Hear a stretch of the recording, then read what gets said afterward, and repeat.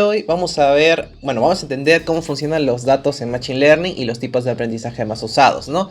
Para lo cual, primero, antes de entrar de lleno a lo que vendría a ser Machine Learning, vamos a primero ver unos conceptos clave, conceptos previos. En este caso estamos hablando de un poquito del dataset, los featuring, las etiquetas, los atributos, las instancias, la división de datos, train test y todo eso. A ver, primero vamos a empezar por el inicio.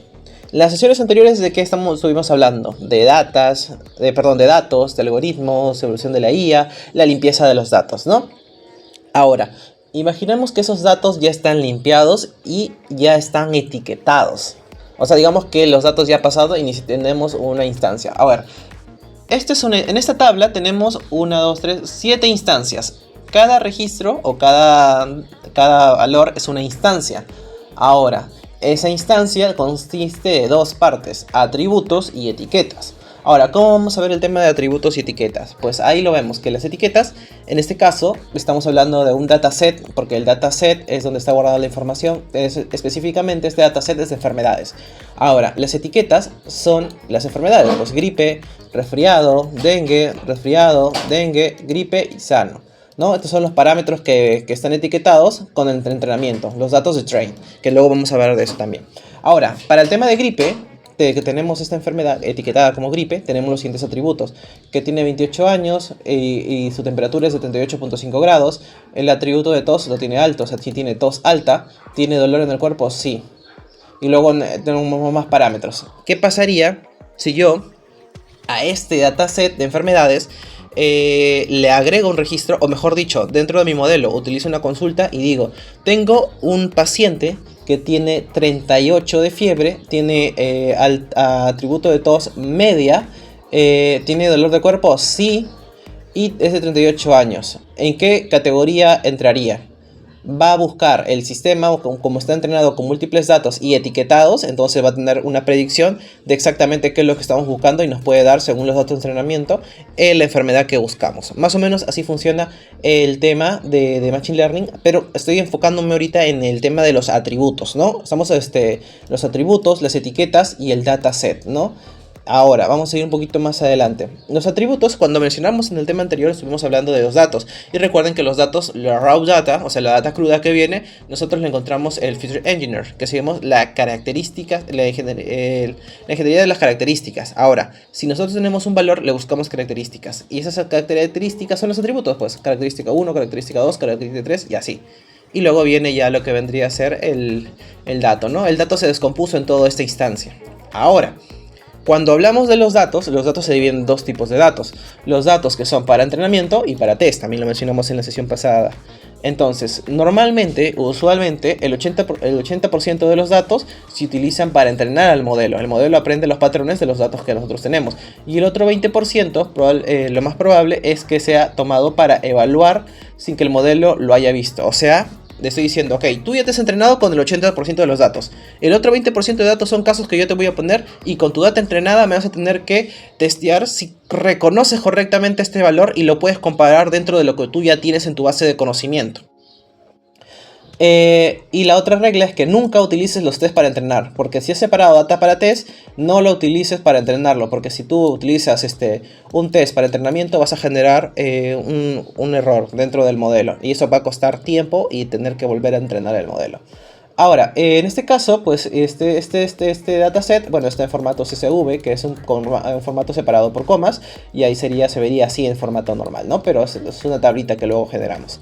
Ahora, bueno, acá vimos el tema de atributos y distancias, que ya lo mencioné. Atributo, cada columna del dataset es una dimensión del espacio. Ya, aquí estamos hablando a nivel de registro, y aquí estamos hablando a nivel de su espacio de cómo se manejan las datas, ¿no? Este es un valor, este es un atributo, este es otro atributo, y la distancia que tiene es la predicción que tienen para detectar que está en el mismo grupo, por ejemplo, de gripe. Si se dan cuenta, aquí está justo presionado el color, gripe está amarillo, dengue está rojo y el resfriado es azul. Y aquí va de tanto, ¿no? Si tiene baja tos, pues está dentro de ese grupo. Si tiene tos media, está en ese grupo. Y si tiene tos alta, entra al otro grupo. Miren, acá está, ve, justo, ve, alta, entra al otro grupo, al grupo de dengue.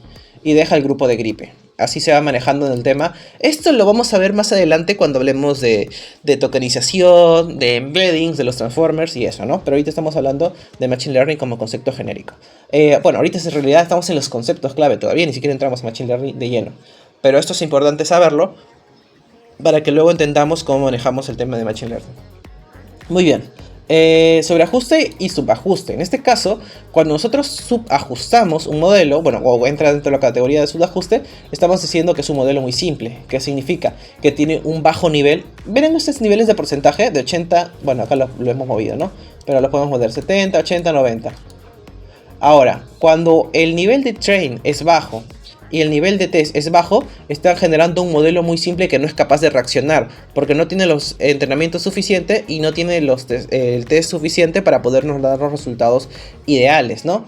Acá estamos viendo el resultado ideal es el verde y en su ajuste no está sobre lo ideal. Y en cambio en sobreajuste es que memoriza ruido. ¿Qué significa? Que se ha centralizado tanto en los datos de entrenamiento que en los datos de testeo no han encontrado el umbral suficiente y ha entrado en un superajuste. O sea, digamos que tiene muchos datos de entrenamiento, pero tiene pocos datos de test y por eso que no ha tenido este entrenamiento de calidad. Y luego el ajuste ideal es uno que esté bien optimizado, ¿no? Que los dos estén aptos. Bueno, hemos mencionado dataset, atributo, que es el featuring que mencionamos anteriormente, etiqueta, que lo pueden llamar label también, la muestra, instancia, bueno, esta es una muestra o una instancia, la distancia que tienen entre, llamemos los nodos, o en el espacio de los vectores de la dimensión de los datos etiquetados, el sobreajuste y el subajuste. Muy bien, son conceptos previos que debe un poquito manejar antes de entrar de lleno al tema. Es un poco de texto, pero es necesario saber esta parte.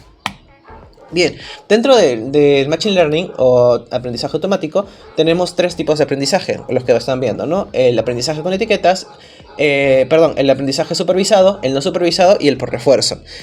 Existe uno más que es el semisupervisado, que es una mezcla entre el supervisado y el no supervisado. Así que por eso no es implícito y no es explícito dentro de esta imagen, ¿no? Es un tipo de entrenamiento implícito. Bien, cuando hablamos de aprendizaje supervisado, estamos hablando de que es un lenguaje que aprende con etiquetas. El modelo aprende de ejemplos con respuesta correcta, o sea, la entrada está correcta y la salida está correcta. ¿Cómo así entrada y salida correcta? Entonces me perdiste. Volvemos al ejemplo anterior. Estos datos serían los datos de entrada. Y estos serían los datos de salida. O sea, nosotros pasamos estas propiedades. Por ejemplo, yo, Andrés, tengo 38 de fiebre, tengo tos alta, tengo dolor de cuerpo y tengo, en este caso, 25. Que tengo gripe, y de verdad tengo gripe, así que el modelo acertó. Pero ya, volviendo al ejemplo, lo que mencionamos es esto, ¿no? Que estos son los datos de entrada y estos son los datos de salida. Y aquí es cuando menciona, pues, ¿no? Que el modelo aprende de ejemplos con respuesta correcta de entrada y salida conocida, ¿no? El 95% de Machine Learning producción es supervisado. Y para esto tenemos modelos clásicos como los de regresión y la clasificación, que lo vamos a ver más adelante. Y luego existe también el no supervisado, que descubre patrones solo, que quiere decir que no tiene etiquetas. El modelo encuentra estructura oculta en los datos por sí mismo, o sea, útil para exploración y reducción de las dimensiones. Que sería enviarle estos datos para que el modelo entrene sin etiquetas. O sea, no le digo, solamente estoy diciendo, oye, tengo estos datos. Ya está. ¿Y esos datos de qué me sirven? Veto a saber, no sabemos. Entonces, ¿y esto, Andrés, cómo me sirve el aprendizaje no supervisado, que no tiene etiquetas? Imaginemos que estos datos, imagina que sea mi nombre y mi registro, ¿no? Andrés vio a las 5, vio el canal de deportes y vio todo el programa completo. Y luego Juancito vio a las 6 el programa de dibujos y vio mitad del programa. Estos son valores, o son, atributos que la inteligencia artificial va a tener que agrupar. Entonces vas a tener que agrupar, ok, a esta persona ve deportes hasta ahora. Esta persona ve, no sé, caricaturas hasta ahora. ¿Le gusta tanto o no tanto? ¿Por qué? Porque se quedó viendo todo el programa completo, medio programa. Dependiendo de los atributos, que no están etiquetados, recuerden, atributo no es etiqueta, son atributos, más no están etiquetados los datos. Él con los atributos está tratando de agrupar los datos con atributos similares. ¿Y qué está haciendo? Está haciendo una segmentación. ¿Segmentación de qué? De grupos de datos. En este caso, ¿para qué puede servir? Por ejemplo, para temas de recomendaciones de películas, para, por ejemplo, en este caso, Amazon, recomendación de productos, Netflix, recomendaciones de series. ¿Por qué crees que te recomiendan un poco de lo que vas viendo, ¿no? Esto de aquí viene con aprendizaje no supervisado. Que sin etiquetas, el modelo encuentra una estructura oculta en los datos por sí mismo, con los atributos, y los trata de agrupar. Para eso tenemos ejemplo clustering, que agrupa similares, lo que estamos mencionando, y PCA, reducción similares. También vamos a verlo más adelante esta parte. Muy bien. Y por refuerzo, bueno, por refuerzo es el aprende por recompensas. El agente toma acciones, o sea, recibe recompensas o penalizaciones y aprende la política óptima. Por ejemplo, la base de AlphaGo. Bueno, en el tema de AlphaGo lo mencionamos también. Si quieren saber un poco la historia de AlphaGo, recuerden ver el video de la evolución de la IA. Mencionamos el tema de AlphaGo con Google.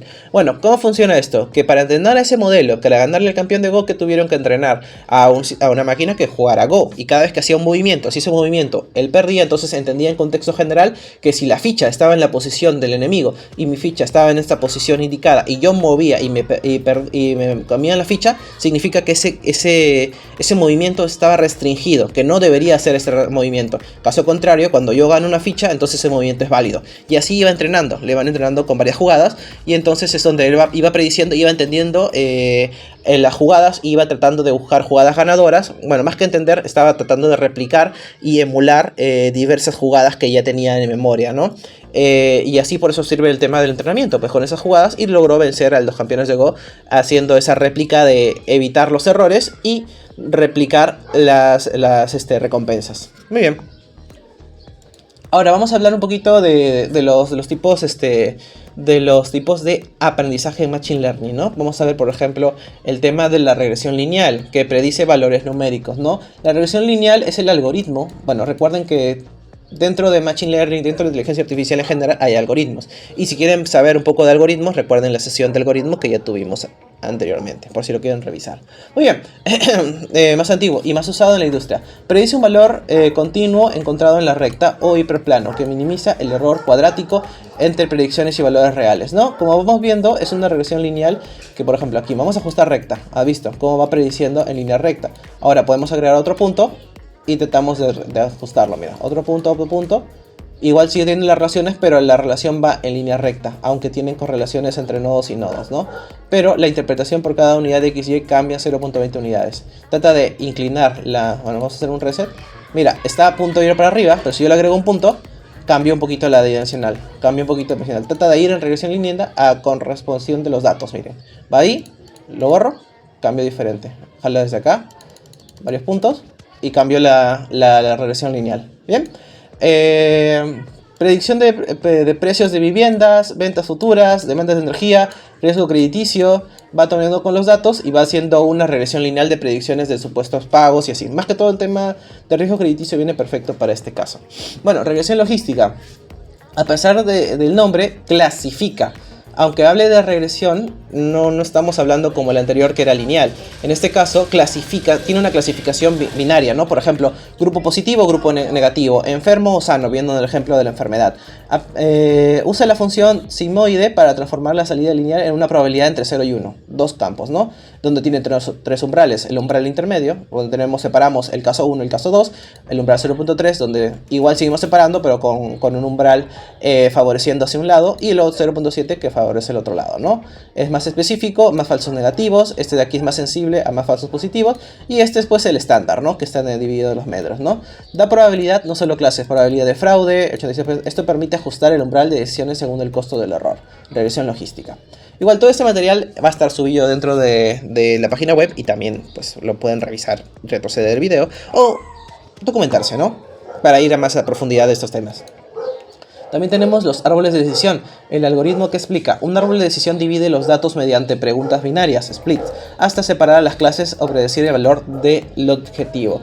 Reglas tipo, si fiebre, no sé, 38, tos. Si tos es alta, gripe. Y va dividiendo. Por ejemplo, acá otro ejemplo, ¿no? Precio 500, edad menor de 5 y va armando. Profundidad 2.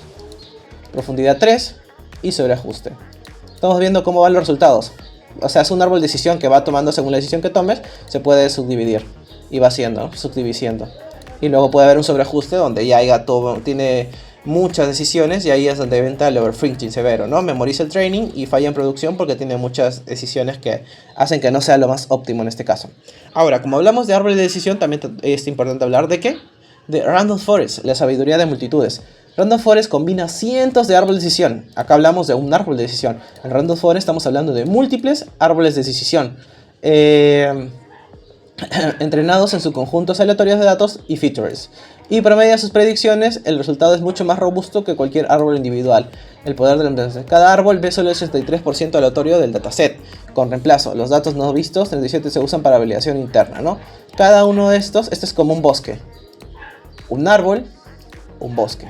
Cada puntito es un árbol de decisión y va testeando los árboles de decisión. Por ejemplo, un árbol me da test accuracy 74, frontera novedosa, alta varianza. 10 árboles me dan un test accuracy de 88%. Y 100 árboles me va dando un mejor resultado. Mientras más árboles use, que acá tengo un montón de árboles, la respuesta va a ser más coherente, ¿no?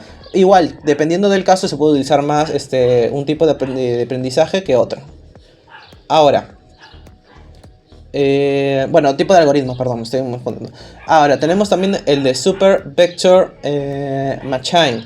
En el Super Vector Machine busca el hiperplano que separe mejor las clases. Acá estamos viendo, ¿no? Cómo lo está separando el tema de las clases.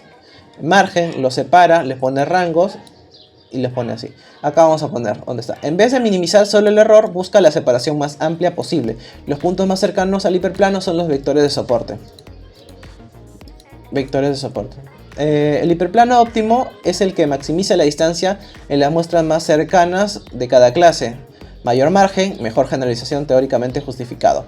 Para datos no linealmente separables, SVM, Super Vector Machine, proyecta los datos a un espacio de mayor dimensión donde sí son separables, ¿no? El hiperplano óptimo maximiza la distancia en ambas clases. Los puntos en el margen son los supervectors que mencionaba, los círculos de amarillo, ¿no? Mayor margen, mayor generalización. Y en el otro estamos viendo otro tipo de modelo. Bueno, otro tipo de algoritmo, perdón. Ahora, también tenemos el tema de los k-means. Los k-means agrupa datos en cluster, o sea, útil para segmentación, cuando hablamos del ejemplo del aprendizaje no supervisado. K-means es el algoritmo de clustering más usado sin etiquetar, porque claro, es aprendizaje no supervisado. Encuentra qué grupos naturales en los datos asignado cada punto del centroide más cercano, e iterando hasta convergencia, simple pero sorprendentemente poderoso. Mira, acá tenemos cluster 2, mira cómo está sectorizando, ahora con 3. Está viendo 3 grupos, ahora 4, va a quedar 4 grupos. Cada grupo que está creando tiene que ver con los atributos. Analiza los atributos y entonces dice, ok, dentro de los atributos he podido separarlo en 2 grupos. Luego ha visto, ¿cuántos atributos puedo dividirlo en 3? Sí, puedo dividirlo en 3 con las iteraciones que va haciendo.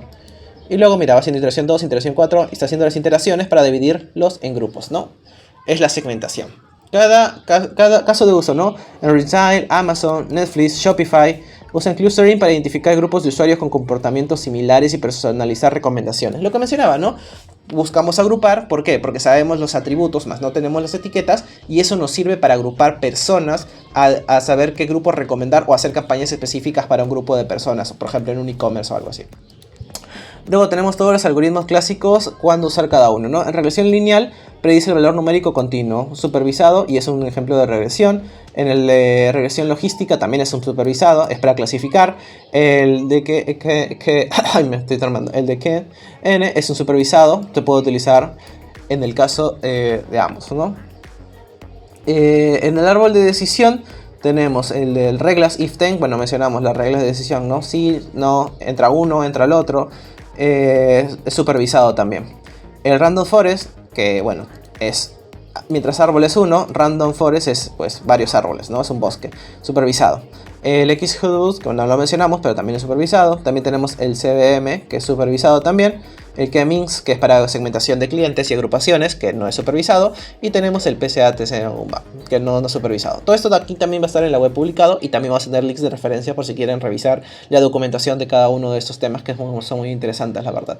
¿Qué algoritmo elegir? La guía definitiva, ¿no? Acá tenemos, si queremos regresión lineal, que son de tipo regresión, con algo interpretable, total. Escala, sí. Norma requerida, sí. Fortaleza, velocidad y explicabilidad. Amigo, no sé leer.